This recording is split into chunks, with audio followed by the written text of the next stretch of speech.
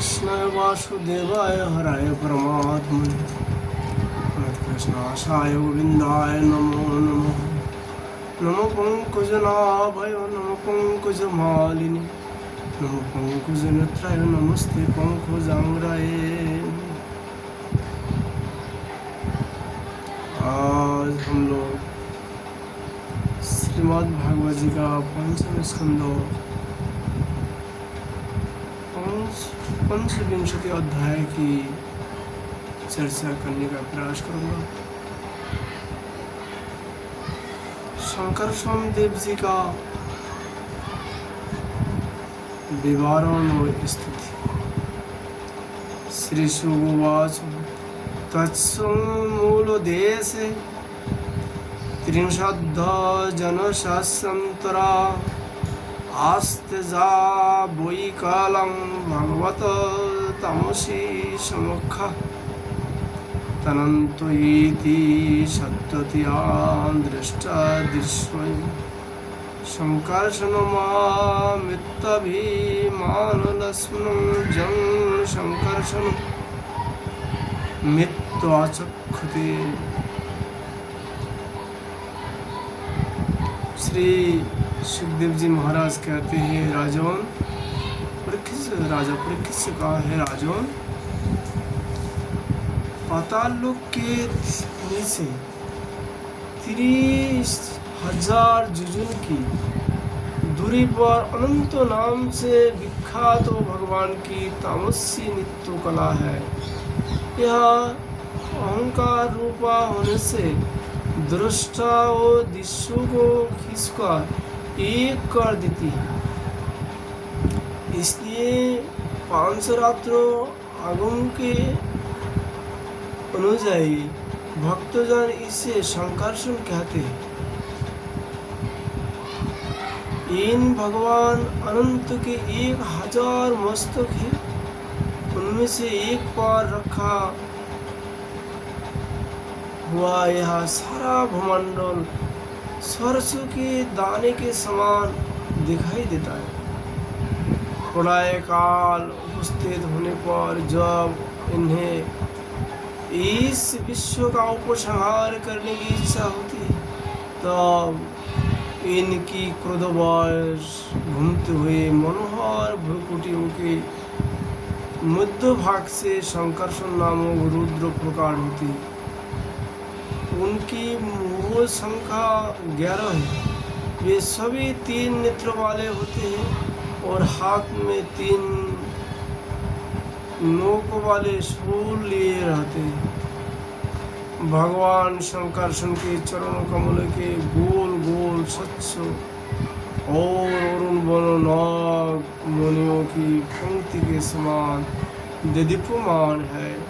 जब अन्य प्रधान भक्तों की सहित अनेकों नागराज अनन्य भक्ति भाव से उन्हें प्रणाम करते हैं, तब उन्हें वो नाग मुनियों में अपने भूमंडल कांति मंडित कमलियों कपल वाले मनोहर मुखार बिंदु की मनमोहिनी झांकी होती है और उनका मन आनंद से भर जाता है।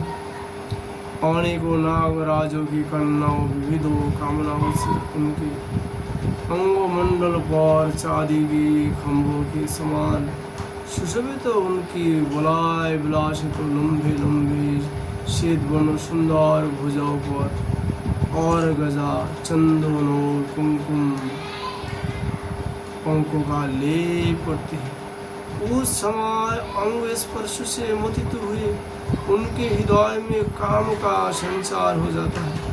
तब वे उनके महाविह्वल सकरुण और नयन कमल से सुशोभित तथा प्रेम मत्स्य मुदित मुखार बिंदु की ओर मधुर मनोहर मुस्कान के साथ सुलज्ज भाव से निहारने लगती है।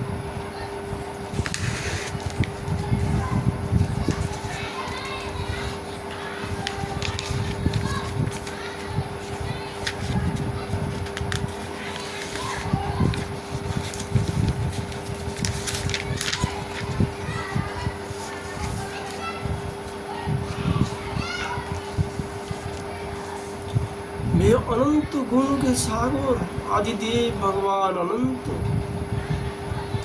आपने अमर्ष असहनशीलता और रोष के वेग को रोके हुए वह समस्त लोगों के कल्याण के लिए विराजमान है।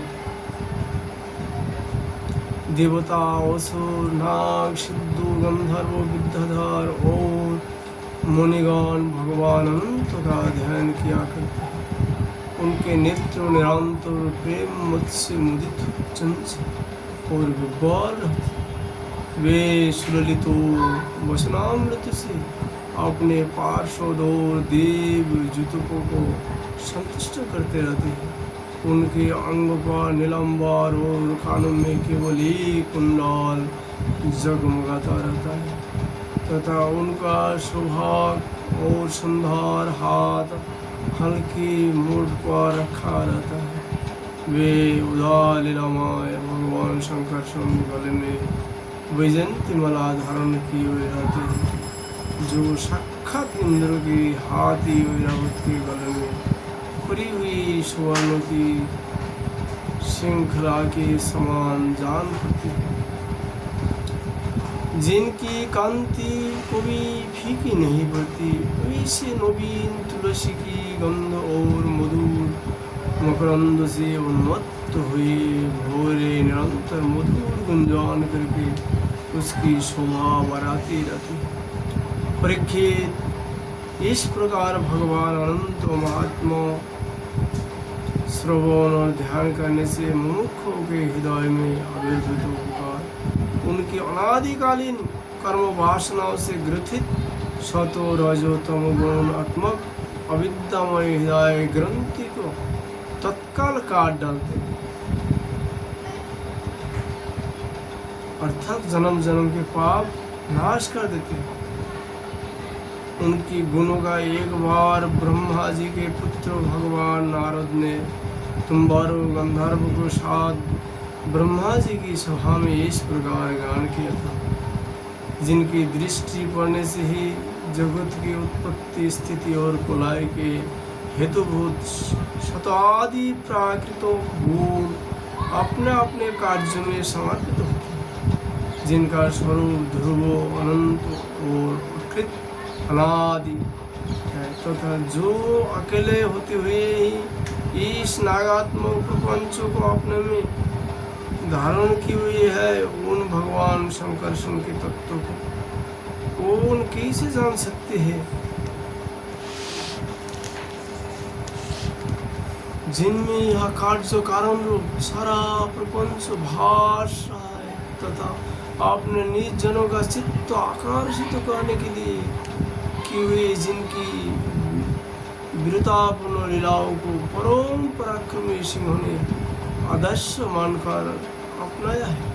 ओम उदार विद्य शंकर भगवान ने हम पर बड़ी कृपा करके यह विशुद्ध शतमाय स्वरूप धारण किया है।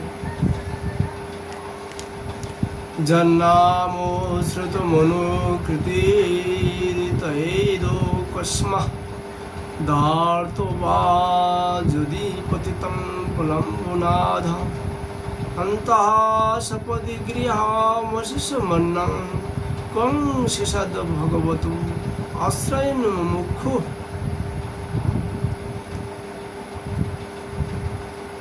जिनकी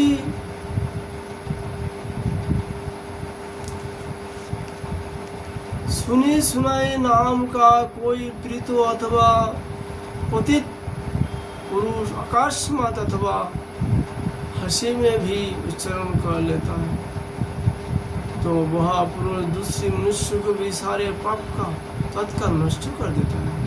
वैसे ही सही सब भगवान की सुनकर वैसे भगवान श्री कृष्ण को सुनकर मुमुक्षु पुरुष और किसका आश्रय ले सकता है। यह पर्वत नदी और समुद्र आदि से पूर्ण संपूर्ण भूमंडल उन शस्त्र शीशा भगवान के एक मस्तक पर एक रजकण के समान रखा हुआ है। वे अनंत है, इसलिए उनके पराक्रम का कोई परिमाण नहीं। किसी के 1000 जीवे हो तो भी उन सर्वव्यापक भगवान के पराक्रमों की गणना करने का साहस वह कैसे कर सकते हैं। वास्तव में उनके बीच अतिशय गुण और प्रभाव असीम है। वैसे प्रभावशाली भगवान अनंत रसातल के मूल में अपने ही महिमा में स्थित स्वतंत्रता है और संपन्न लोक की स्थितियों के लिए लीलाओं से पृथ्वी को धारण की हुई है। हे राजन, भोगों की कामना वाले पुरुषों की अपने कर्मों के अनुसार प्राप्त होने वाली भगवान की रची हुई यही गतियाँ हैं। इन्हें जिस प्रकार मैंने गुरु मुख से सुना था उसी प्रकार तुमने सुनाया दिया।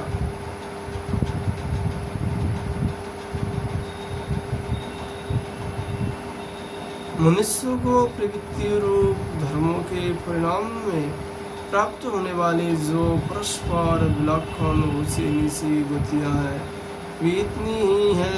इन्हें तुम्हारे प्रश्नों के अनुसार मैंने सुनाई दिया है। अब बताओ और क्या सुनोगे।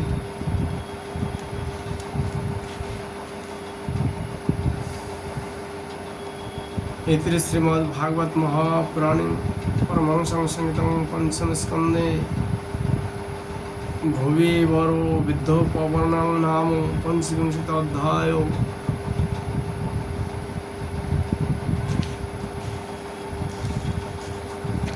आज हम लोग श्रीमद् भागवत जी का चर्चा यही विश्राम करने का प्रयास करता हूँ। राधा माधव का कृपा होने पर फिर हम लोग चर्चा करने का प्रयास करूँगा। राधे राधे।